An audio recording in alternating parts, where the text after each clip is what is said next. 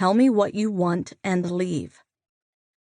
I've come into the city to speak with music teachers and private schools. For months I've despaired at finding a student to fill our last open place.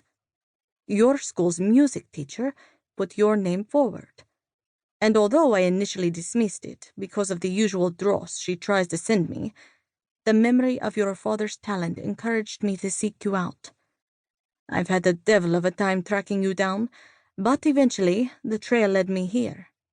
I'm delighted it did. There is no need for you to audition. I've heard enough to offer you a place at Manderley if you want it. If I wanted it? The fuck was she kidding? It didn't matter that I hated her guts. Of course I wanted it. Saliva pooled on my tongue, as if the very thought of stepping inside that hollowed mansion made me hungry. Beep, beep. The machines pulled me back to reality. Mom's mysterious sickness, the mountains of medical bills, the 2 jobs I'd been working in an attempt to pay them off. I shook my head. I can't. Faye, an offer like this is not extended lightly, and it will not be offered again. Don't use my first name. We're not, nor will we ever be, close. I gestured to the prone figure on the bed. She needs me. You do not understand. Madame Usher moved to the end of the bed, standing over my mother and looking down at her with pursed lips. I am not merely offering you a place at Manderley, but a chance at the future. I expect every musician who graduates to go on to a stunning international career. You cannot do that tethered to a hospital bed. We have the means to help you. Help me how? Your tuition will be paid by my late husband's endowment fund. I shall provide your room and board, and an allowance for clothing and necessities. Most importantly, I will pay your mother's medical debts and move her to a more advanced facility, closer to the school, so you can visit her on weekends.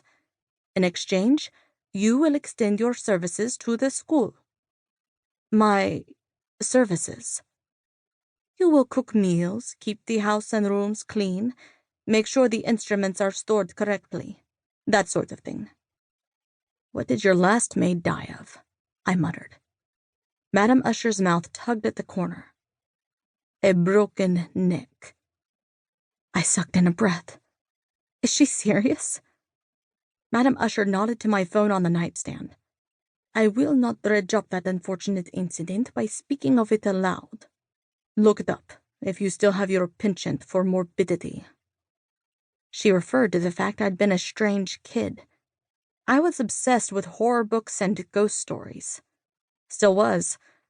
My favorite thing to do on a Friday night was curling up in bed with Mom and a stack of junk food to watch a spooky film. I knew all the tropes by heart, but I never got tired of hiding under the covers from ghosts and monsters. I picked up the phone and tapped a line into the search bar. A few moments later, the headline popped up. Maid dead at Elite Music Academy. The maid had been found crumpled at the bottom of the stairs. A nasty fall. A terrible accident. The journalist took a kind of morbid delight in describing the trauma to her skull, suggesting the angle of her body meant that she'd been pushed. Police investigated, but they eventually ruled her death an accident, although the journalist enjoyed speculating otherwise. Knowing Madame Usher, she probably folded the towels wrong. Madame Usher frowned at my phone.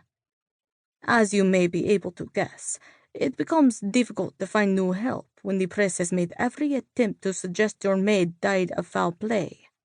Hence, I was inspired to seek you out. We can help each other. A charity case. I sank into the chair. The plastic creaked as it sagged under my weight.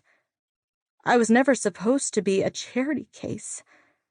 After Dad disappeared, taking all our hopes of living off his music career with him, Mom swore that we de Winter women would make our own way in the world,